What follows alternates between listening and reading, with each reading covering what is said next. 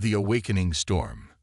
Captain Elena Vasquez stood on the bridge of the exploration vessel Horizon's Edge, watching the stars through the massive viewport. The deep space beyond the Orion Arm stretched endlessly before them, filled with mysteries that humanity had barely begun to understand. Elena had spent 15 years exploring these distant regions, mapping new systems, and searching for signs of intelligent life. Today, that search was about to end in ways she never imagined. The bridge hummed with quiet efficiency. Her crew of 35 specialists worked at their stations, monitoring long-range sensors and analyzing data from probe deployments. They were 3 months into their current mission, investigating unusual energy readings from what they called the Void Sector, a region of space that seemed strangely empty of normal stellar activity. Captain called Chief Science Officer Dr. James Chen from his station. "I'm detecting something extraordinary. These aren't natural energy patterns." His voice carried a mixture of excitement and concern that made Elena move quickly to his side. The holographic display showed a complex web of energy signatures, unlike anything in their databases.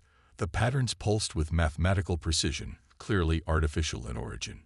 Elena studied the data, her mind racing through the implications. After decades of searching, humanity had finally found proof they were not alone in the universe. "How far away is the source?" Elena asked, her voice steady despite the magnitude of the moment. "Approximately 2 light years, Captain. The signals are incredibly powerful to reach us at this distance. Whatever is transmitting must be massive, possibly an entire fleet or a construction the size of a small moon."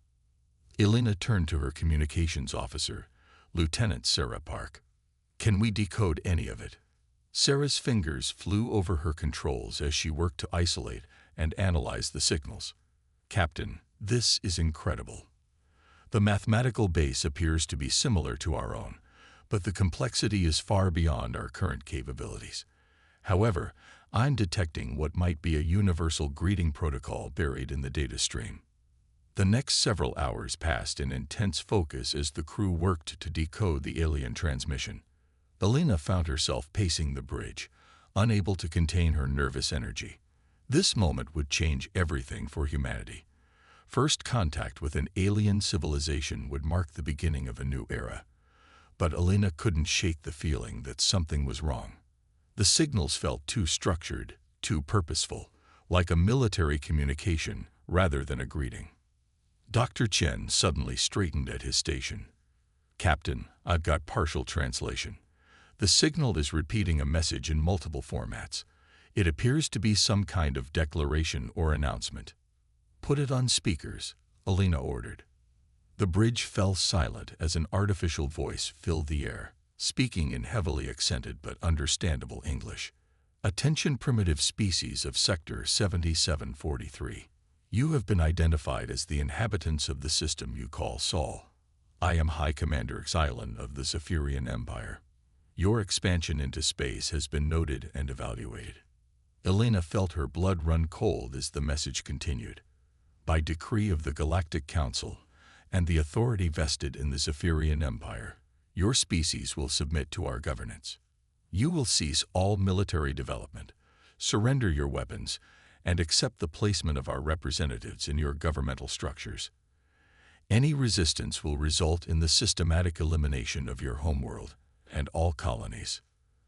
The transmission repeated the same message in different languages before Dr. Chen managed to silence it. The bridge remained quiet for a long moment as the full implications sank in. Elena realized that humanity's first contact with alien life was not a meeting between equals, but a demand for surrender. "Captain," Lieutenant Park said quietly, "long-range sensors are detecting massive movement in the Void Sector. Whatever they have out there, it's big enough to register on our instruments from 2 light years away." Elena made her decision quickly. "Set course for Earth immediately. Maximum speed. Sarah, prepare a priority transmission to Fleet Command and the United Earth Government. Include everything we've recorded." She paused, looking at her crew. "People, I know this isn't what we hoped for when we first detected alien life, but humanity has faced extinction before. We've always found a way to survive. The journey back to Earth took 6 weeks at maximum burn. During that time, Alina watched as her discovery changed everything. The alien ultimatum reached Earth through multiple channels, and humanity's response was swift and unified in a way that surprised even Alina. The old divisions between nations seemed to disappear overnight as the entire species faced a common threat. When the horizon's edge finally reached Earth orbit, Alina was amazed by what she saw. The space around Earth buzzed with activity as massive construction platforms worked around the clock. She had expected panic and preparation for surrender, but instead found humanity preparing for war on a scale never before imagined. Admiral Marcus Webb, head of Earth's Space Defense Initiative, met Alina personally at Luna Base. He was a tall man with graying hair and eyes that held both determination and secrets. Alina had served under him early in her career and respected his tactical brilliance. "Captain Vasquez," Admiral Webb said as they walked through the bustling corridors of the base, "your discovery has given us the warning we needed. For the past 6 weeks, every shipyard, every manufacturing facility, every resource in human space has been dedicated to a single project." He led her to an observation deck overlooking the construction base. Alina gasped at what she saw below. Dozens of massive warships were taking shape, each one larger and more advanced than anything humanity had ever built. The vessels were sleek and predatory, bristling with weapon systems and defensive arrays that seemed to incorporate technology she didn't recognize. "How is this possible?" Alina asked. "These ships are beyond our current capabilities." Admiral Webb smiled grimly. "That's what we wanted everyone to think. For the past 30 years, a classified program has been developing advanced technologies based on recovered alien artifacts. Small crashes, debris from ancient conflicts, pieces of technology that we've studied and improved upon. The public knew nothing about it because we weren't ready to reveal what we'd learned." Alina stared at the ships below, beginning to understand. "You were preparing for this moment." "Not specifically," Webb admitted, "but we knew that any species capable of interstellar travel might eventually pose a threat. These Zephyrians made one critical mistake. They assumed we were a primitive species because we hadn't made contact with galactic civilization. They never considered that we might have been preparing in secret." Over the following days, Alina learned the full scope of Project Exodus: hidden shipyards in asteroid belts, secret research facilities on distant moons, and advanced manufacturing plants that had been disguised as mining operations. For 3 decades, humanity had been building a fleet while appearing to the galaxy as a species just beginning to explore space. The ships themselves were marvels of engineering. They incorporated gravity manipulation technology that allowed for impossible maneuvers, energy shields that could deflect direct attacks, and weapons systems based on principles that humanity had spent decades perfecting. Most importantly, they were built in numbers that would shock any observer. The Zephyrians expected to face a few hundred primitive vessels. Instead, they would encounter 200,000 advanced warships. Alina found herself promoted to fleet captain and given command of the Silent Thunder, one of the new generation of heavy cruisers. As she stood on its bridge for the first time, she marveled at the advanced systems around her. The ship could move faster than anything humanity had previously built, strike targets with precision beyond imagination, and defend itself against weapons that the aliens had used to conquer dozens of worlds. The final phase of preparation began as the Zephyrian deadline approached. Intelligence gathered from their transmissions revealed a massive fleet moving toward human space, confident in their superiority and expecting easy victory. They had no idea what was waiting for them. Admiral Webb addressed the fleet commanders in a final briefing before deployment. "The Zephyrians have given us an ultimatum based on their assumption that we are weak. They believe they understand human nature because they've conquered other species that surrendered when faced with overwhelming force. They're about to learn that humans are different." Alina listened as Webb outlined the strategy. The alien fleet would arrive expecting to find Earth's defenses concentrated around the homeworld. Instead, they would encounter humanity's response spread across dozens of systems, striking simultaneously at Zephyrian assets throughout the galaxy. The element of surprise would be total and devastating. As the fleet prepared to deploy, Alina realized that this moment would define humanity's future. They would either earn their place among the stars through strength and determination, or they would fall as so many others had before them. But looking at the ships around her, at the faces of her crew, Alina felt something the Zephyrians had failed to account for in their calculations. They had awakened something in humanity that couldn't be measured or predicted. They had united the human species against a common enemy, and that unity would be their downfall. The silent fleet was ready. The galaxy was about to discover what happened when humanity stopped hiding its true capabilities. When silence breaks. The first phase of the Zephyrian invasion began exactly as their intelligence had predicted. Long-range sensors detected massive alien fleets moving through hyperspace toward human colonies, their approach calculated to demonstrate overwhelming superiority. High Commander Xylan led the primary assault force of over 50,000 warships, confident that this display of power would convince humanity to surrender without significant resistance. On Earth, Admiral Webb watched the alien advance from the command center deep beneath Luna Base. The massive holographic display showed enemy movements across 3 sectors of space as the Zephyrian fleets positioned themselves for what they believed would be a simple conquest. Around Webb, hundreds of officers monitored communications from human assets throughout the galaxy, waiting for the signal that would change everything. "All silent fleet units report ready status," announced Commander Lisa Torres from her station. 200,000 vessels deployed and awaiting orders. Webb nodded, his expression calm despite the magnitude of the moment. Humanity had spent months preparing for this day, positioning their hidden fleet throughout the galaxy while maintaining the appearance of a species barely capable of defending their own system. The Zephyrians had no idea what was coming. Captain Alina Vasquez stood on the bridge of the Silent Thunder, her heavy cruiser positioned in dark space near the edge of the Proxima system. Around her, invisible to enemy sensors, waited another 49 ships of Battle Group 7. They had been holding position for 3 days, using advanced stealth technology to remain undetected, while Zephyrian scouts mapped what they believed were humanity's defensive positions.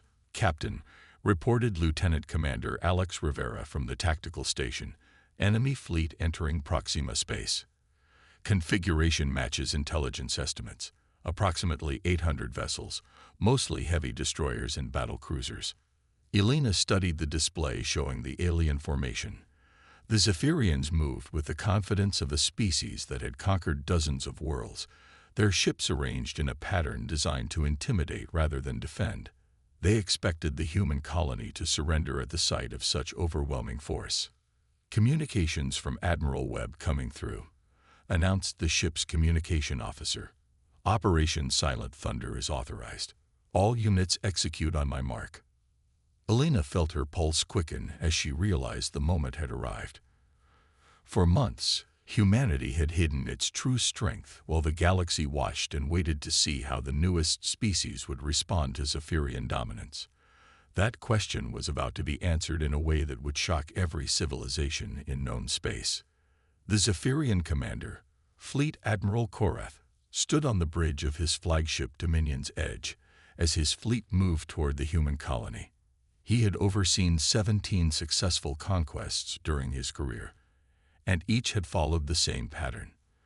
The primitive species would see his overwhelming force, attempt some pathetic resistance, and then surrender when they realized the futility of their position. "Admiral," reported his sensor operator, detecting minimal defensive presence around the colony. 3 orbital platforms and perhaps 20 small vessels. No significant military response. Korath allowed himself a satisfied smile. As expected, these humans lacked the capability for meaningful resistance. Transmit surrender terms and prepare occupation forces. What Korath didn't realize was that those 20 small vessels were actually sensor drones, each one transmitting detailed information about his fleet's positions, weapons configurations, and tactical formations directly to the human fleet waiting in stealth positions throughout the system. Admiral Webb's voice echoed through the command center on Luna Base as he gave the order that would change galactic history. All units, this is command. Execute Operation Silent Thunder. Show them what happens when humanity stops hiding. Across 3 sectors of space, the silent fleet revealed itself in perfect coordination. Ships that had been invisible suddenly appeared on every sensor screen as their stealth systems disengaged. The numbers were staggering. Where alien commanders expected to find small defensive forces, they instead discovered human fleets that outnumbered them by orders of magnitude. In the Proxima system, Fleet Admiral Korath watched in stunned disbelief as his sensors registered contact after contact. 50 human vessels became 100, then 500, then over 1,000 as the true scale of humanity's hidden fleet became apparent. "This is impossible," Korath whispered, staring at the tactical display. "Our intelligence showed they had fewer than 200 functional warships in their entire fleet." Captain Elena Vasquez had waited her entire career for a moment like this. As Battle Group 7 revealed itself around the Zephyrian fleet, she opened communications on all frequencies, knowing that her words would be transmitted across the galaxy through enemy communication networks.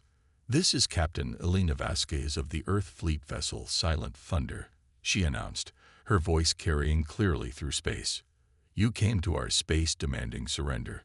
You threatened our worlds and our people.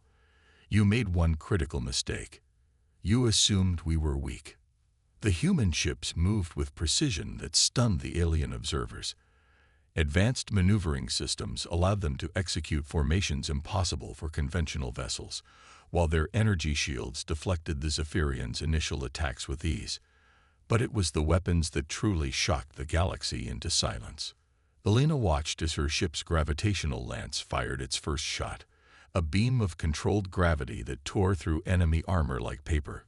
Around her, other human vessels demonstrated technology that surpassed anything the Zephyrians had encountered. Quantum torpedoes that phased through enemy shields, plasma cannons that could melt entire sections of hull armor, and defensive systems that seemed to anticipate and counter every alien tactic. "Target their command ship," Elena ordered. "Let's show them what human engineering can accomplish." The Silent Thunder's main weapon systems charged with a harmonic whine that resonated through the ship's hull. Elena had seen the test firings during training, but watching the gravitational lance tear through the Zephyrian flagship's defenses in actual combat was breathtaking. The alien vessel, massive and supposedly invincible, broke apart under the assault of technology they couldn't comprehend. Fleet Admiral Korath had time for one final transmission before his ship's destruction. "All fleets, retreat immediately. The humans have been hiding their true capabilities. They are not the primitive species we believe them to be." But it was too late for retreat. Across dozens of systems, human fleets emerged from hiding to engage Zephyrian forces with overwhelming superiority. The aliens found themselves outnumbered, outgunned, and completely outmaneuvered by a species they had dismissed as insignificant. The battle in the Proxima system lasted only 47 minutes.